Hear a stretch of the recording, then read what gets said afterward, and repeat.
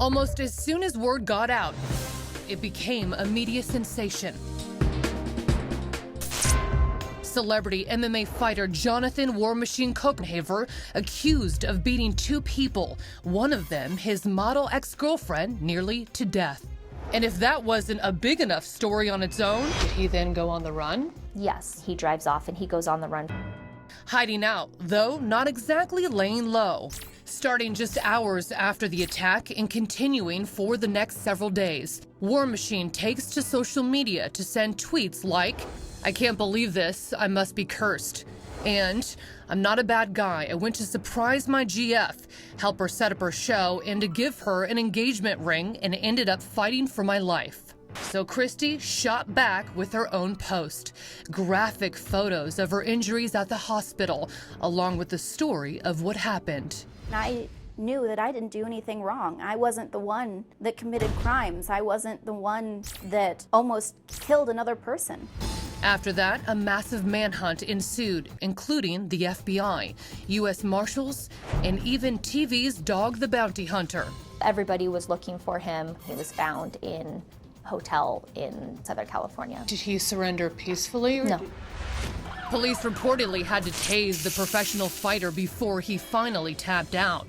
And once in custody, Jonathan War Machine Copenhaver is charged with a whopping 34 counts, including battery with use of a deadly weapon, sexual assault, and 2 counts of attempted murder. But then, in yet another headline-making turn, Before he went to trial, he was found with, I believe it was a sheet tied around his neck. but War Machine survives to show his contempt at this pretrial hearing just a few weeks later. Was there sexual violence as well? Yes, there was. Specifically, Judge, I just like the record to notate that Mr. Copenhagen is laughing and shaking his head. I heard it. Objection, Your Honor, he wasn't laughing. I watched him laugh. The trial was a very difficult time for me. It took 2 years to even get to trial. And when the trial finally did get underway, War Machine's defense attorneys made it crystal clear how they intended to make their case. The evidence is going to show that Mr. Copenhaver was told he had consent to do these things. Even after Corey Thomas took the stand, after all the brutal pictures and days of tearful testimony from Christy, the defense still tried to paint her as nothing more than an adult actress who somehow invited what happened that night. Testified about kind of rules and guidelines about the rape fantasy. There were so many times that I didn't want to do it anymore. There were so many days where I didn't have the strength to continue. I didn't know what ways that they were going to try and tear down my credibility. Part of what you like is to be choked. Sexually? But Christy refused to waver, and finally, roughly 3 years after the horrific attack, it was time for a ruling. Verdict.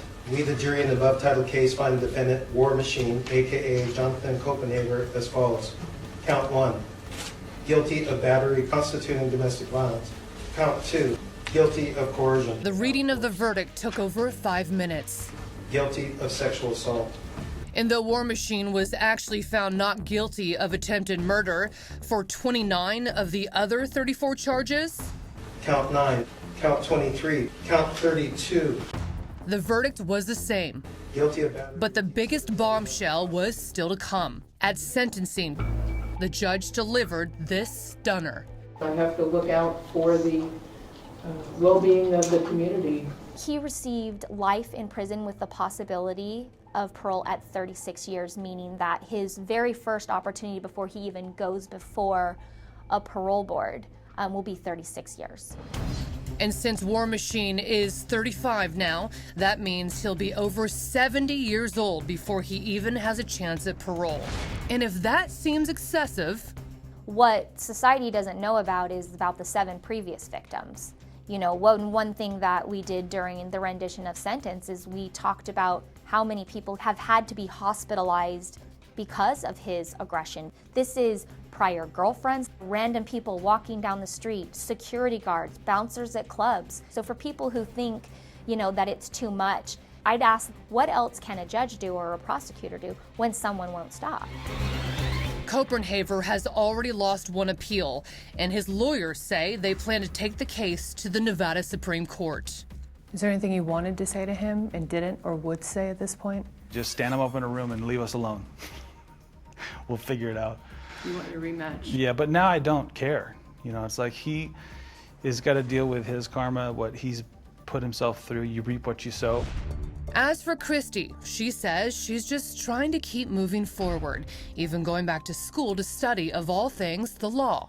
And you've become an advocate for domestic violence victims. Tell me about that. I spend a lot of time going online and talking to other victims. For me, I really love having the voice in the reach to people that have similar experiences to me. Knowing that there's people out there that know exactly how you feel is very helpful for me.